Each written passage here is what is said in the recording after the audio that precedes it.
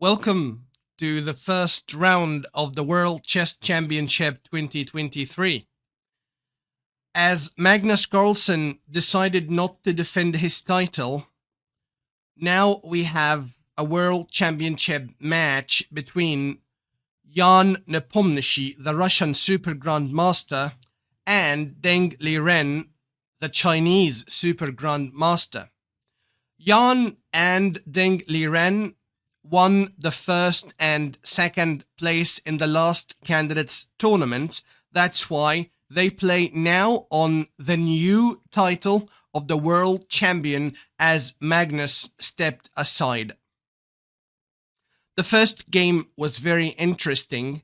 It was not that first game of every chess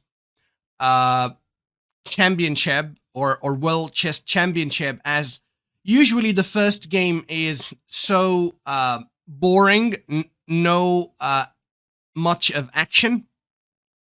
But today we do have a fight from day one.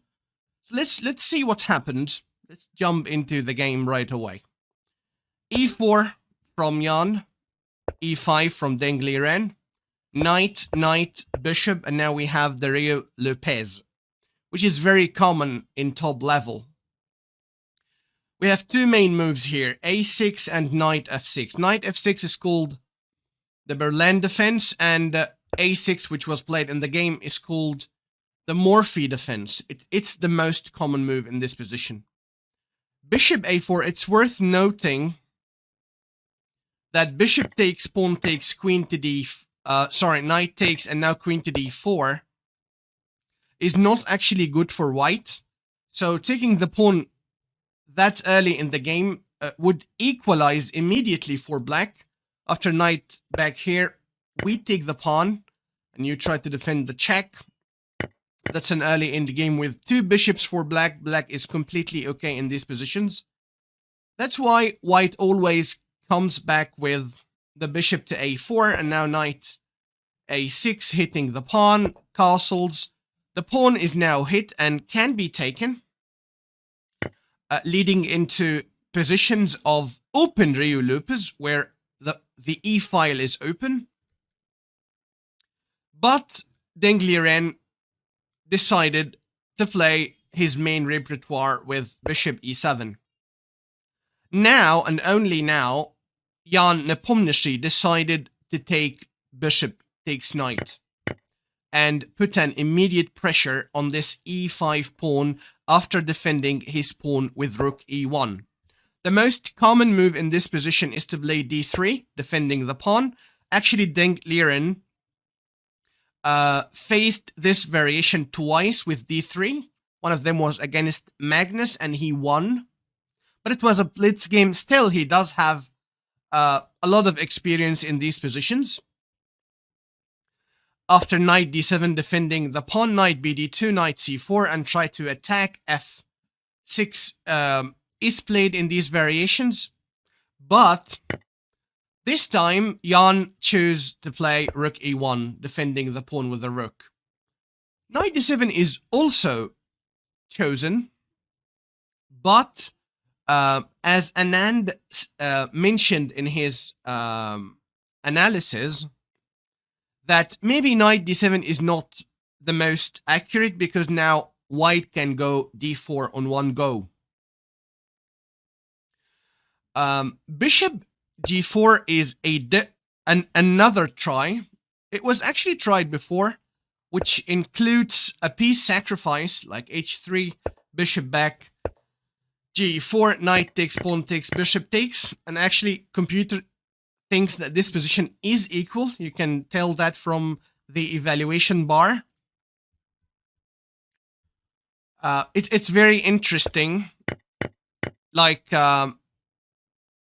d4 now takes, and queen d3 try to break the pin, and now c5 defending, and then queen d3, queen d6, queen e6 or g6, and then castling long, bringing the other rook.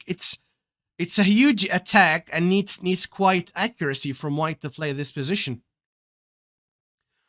But knight d7 is also played in the game instead of this bishop g4. Now d4. takes queen d4. The queen is quite active, hitting g7. No one can actually kick this queen away.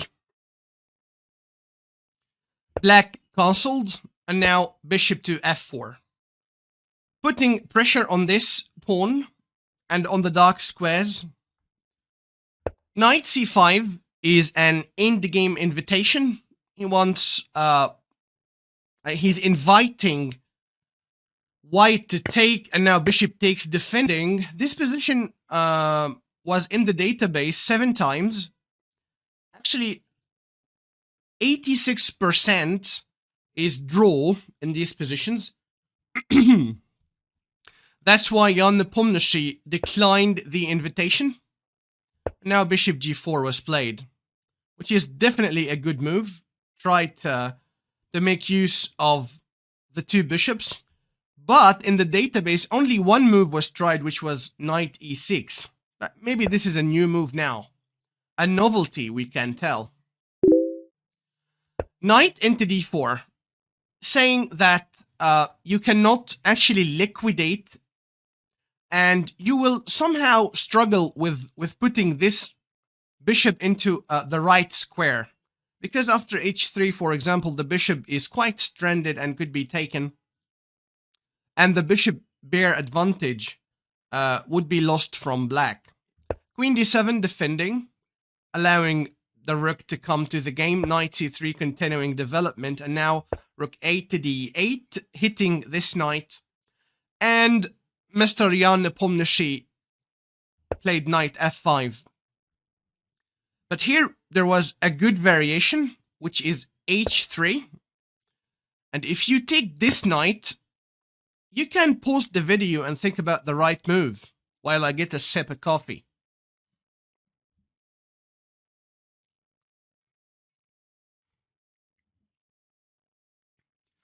The move is knight d5.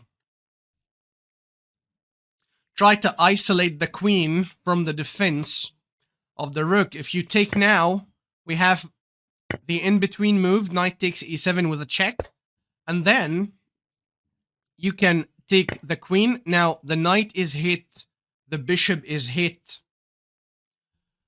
Okay, now that did not happen in the game. It's not forced, of course, but it's interesting. Knight f5 right away. Also, if after h3, bishop h5, this f5 square would be quite weak, and the knight gets a very good outpost on this square. Okay. Knight f5 was played. The best move according to the engine is to take this knight. Pawn takes. And now you cannot actually develop the bishop because the knight is hanging, but you can defend the bishop. And computer gives g4 or f6 because you cannot take. And if you take like this, we have a check and we can take this pawn. White is slightly better. But after knight f5, knight e6 was played, hitting the bishop. Now Jan took the bishop pair and retreated the bishop to g3. Bishop h5 and now f3. Now, the next couple of moves are just useful moves from both sides. f6 trying to find a home for this bishop. h3, escape square for the bishop and for the king. h6, another escape square for both bishop and king. King h2, bishop f7. Rook ad1, completing development, sharing the last piece into the game. Now, maybe this queen has the idea of infiltrating the queen side. That's why b6 was played now. And now a3 is stopping the queen from coming and hitting these pawns. Now a5, grabbing more space in the queen side. Knight e2 now, because the idea is that if we could just trade this knight for this knight, we would have tremendous pressure on this queen c7, on this c7 square. For example, knight, queen, and this would be horrible. Okay, rook takes was played. Rook takes, and now rook d8. Rook d3. Jan is trying to control the d file. c5. Now queen d2. It's like Alekhine's gun, but missing a rook, of course. Okay, c6 now was played, and c6 is considered by lots of annotators as a blunder. One of them was Dubov. He thought that c6 is actually a blunder because after rook takes, queen takes, for example, queen takes is a pure blunder, of course, because after knight takes, bishop c7 hits the knight and hits the pawns, +4 for white. But after knight takes here, queen f4 with the same idea. b5 keeps pushing the pawns, grabbing more space on the queen side.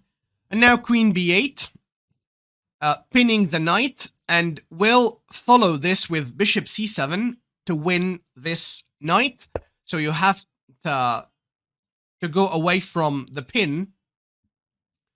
Now bishop d6 was played, but bishop c7 was considered a winning move because now you're hitting the knight and hitting the pawn. You cannot escape with the knight defending the pawn because the queen can take now. If knight e6, you can just take now.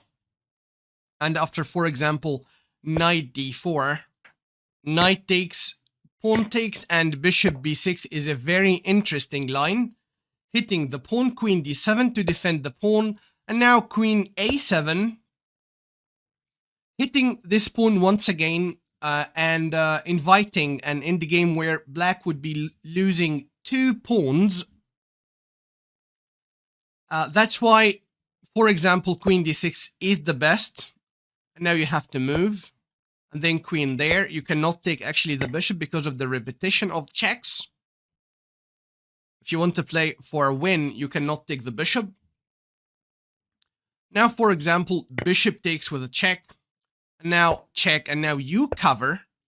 And now it's very obvious that one of these pawns will drop. But there's a very interesting move that Dubov showed in his analysis, which was after bishop here, a4. And this means that if you take one of these pawns, a5, this pawn is unstoppable. And if you try to take, now I take, and if you take here, I take there and have a pawn up. Actually, 2 pawns up in this ending means a win, most probably. This did not happen in the game, actually. Bishop to d6 instead was played. Queen to d7. Knight g3, because taking this pawn would allow the queen to come to d7, hitting the knight, hitting the pawn, and would give black some active moves. Knight g3, knight e6, now f4, grabbing some space, trying to use his majority on the king side. h5, try to grab some space and try to dislodge this knight from the g3 square. Also, he might push h4 and try to activate the bishop via this diagonal. c3 is played now, stopping knight d4, and c4 was played. The pawn on c5 will not be hit anymore. Now h4, stopping the push of h4 from black. Queen to d8, please do some exchanges. No, thank you. Now, this bishop is hit. This pawn on c6 is hit. But this bishop is hanging as well. If you go for queen takes, now queen takes is winning for white because knight there is very strong. If you take with the queen, you drop the knight. If you take with the knight, knight f5 would be winning because you hit the queen and you threaten a checkmate on g7. Okay, bishop e8 was... It's actually the only move in this position and Dinglirin found it in less than a minute. Now knight f5, queen d7. Dinglirin is trying to reach 40 moves before his time runs out. Queen b8, no thank you. Please do the and now Jan Nepomniachtchi accepted the exchange of queens.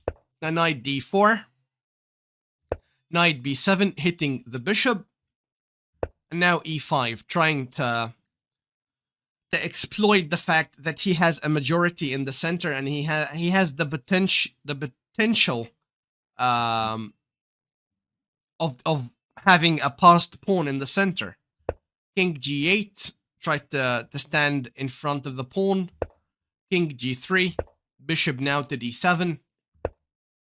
And now this would be a good move, but it hangs the bishop, so the bishop moves. And if you, for example, push now the pawn, try to free the knight, now e6 is a good move. It's not a sure win, but it does give white some chances. Mr. Dinglirin tried knight c5. He just gave up the a5 pawn, but he knows that he can get the pawn back via d3 to b2. Bishop takes, and now king f7. Bishop b4 hitting the knight, knight to d3. And now check, because now if you don't do anything, I'll just take, and get my pawn back. So he just pushed the pawn, takes, and now he took. It's also worth mentioning that you cannot take this pawn on the spot, because knight to d8 check is definitely winning a piece and the game.